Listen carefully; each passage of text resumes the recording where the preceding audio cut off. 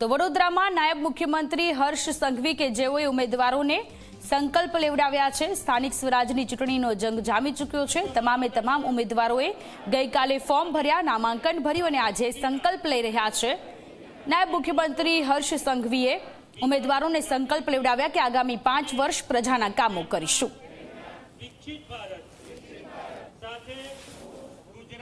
મારા વિસ્તારની જનતા કે જેઓએ મને 2 ટર્મથી ખૂબ પ્રેમ અને વિશ્વાસ આપ્યો છે, જંગી બહુમતીથી જીતાડી છે, એ જ પ્રજા આ વખતે ત્રીજી વખત પણ અમને 4 ઉમેદવારને ખૂબ સારા મતોથી જીતાડશે એવી અમને વિશ્વાસ છે અને 4 કેન્ડિડેટ જંગી બહુમતીથી જીતીશું। અમારા પોતાના વિસ્તારની વોર્ડ નંબર 13માં વાત કરીએ તો છેલ્લા 25 વર્ષથી હું પોતે પણ જનસેવા કાર્ય સાથે જોડાયો છે, એટલે પાર્ટીને 100% વિશ્વાસ આપું છું કે વોર્ડ નંબર 13માં આ વખતે 4 કમળ સાથે જનસેવાનો જે સંકલ્પ છે પરિપૂર્ણ કરશું। નાયબ મુખ્યમંત્રીશ્રીએ જે અમને સંકલ્પ લેવડાવ્યો છે, અમે બધા જ 76 એમાં સારી રીતે પાર કરીએ। મહાદેવજીના સાનિધ્યમાં અમે આ કહીએ છીએ, બધા જ કામ કરવાના જ છે અને કરશે જ।